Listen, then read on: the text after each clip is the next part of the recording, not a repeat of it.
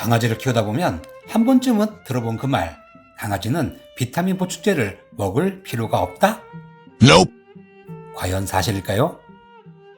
오늘은 아주 충격적인 이야기를 하겠습니다. 밥도 안 먹고 힘도 없는 강아지, 동물병원에서 처방한 약이 바로 비타민.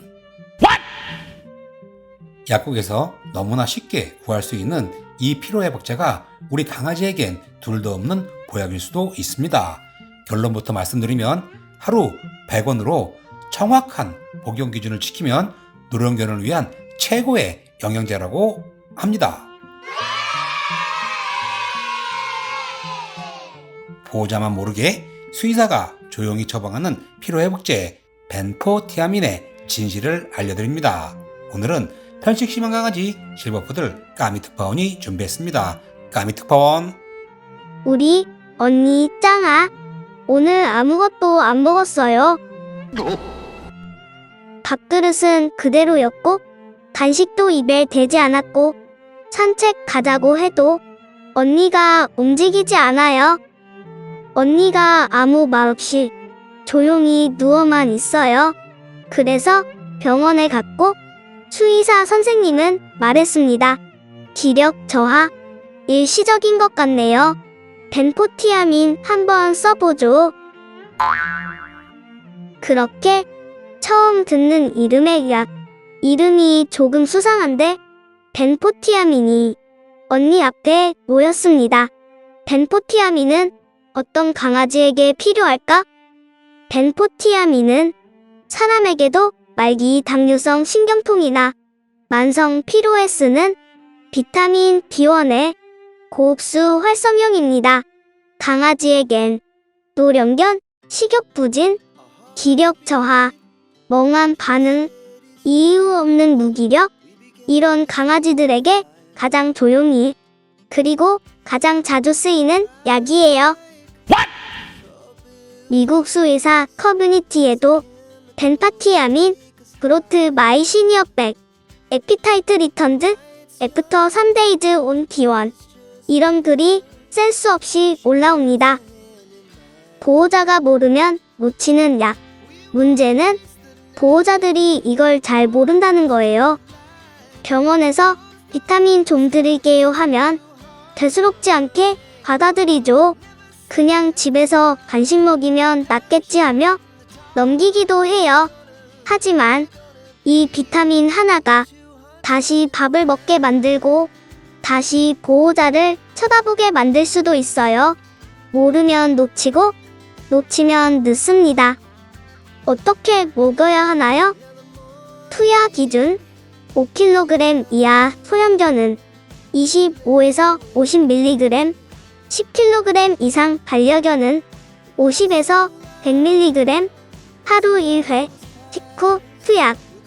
복용 방법은 약을 쪼개서 간식에 숨겨도 좋고 잘게 부순 뒤 물 3에서 5ml에 녹여 주사기로 천천히 입 옆으로 먹여도 되고 먹기 거부 시에는 삶은 닭가슴살 사이에 끼워 투약하는 것도 좋아요.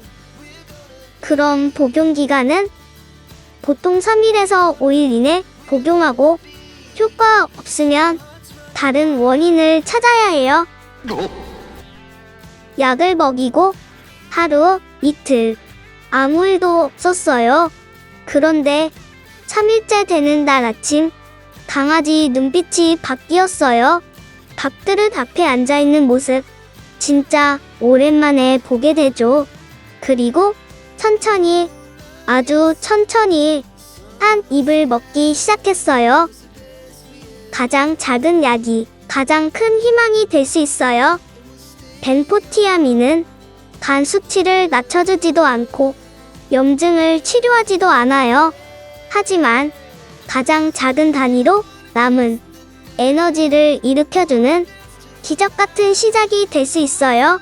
강아지가 아프기 전까지는 절대 몰랐죠. 비타민 하나가 강아지 눈빛을 되돌려줄 수 있다는 걸요. 비타민이라고 가볍게 넘기지 마세요. 사랑은 작아 보이는 것 안에 숨어 있을 때가 많습니다. 그리고 보호자들이 알아야 할 것이 있습니다. 벤포티아민은 동물병원과 약국에서 가격 차이가 꽤 큰 약 중 하나입니다. 그래서 보호자가 몰라서 손해보는 대표적인 약이기도 하지요.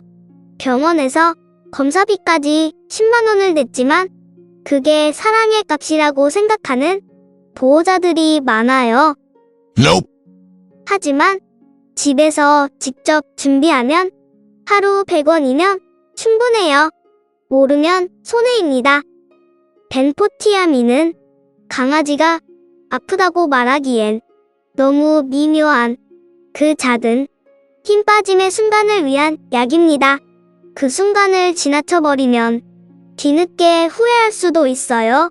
좋은 보호자는 강아지가 아프다고 말하기 전에 그걸 먼저 알아차리는 사람입니다. 비타민이라고 가볍게 여기지 마세요. 어떤 아이에게는 다시 일어설 수 있는 마지막 손잡이일 수도 있습니다. 감사합니다.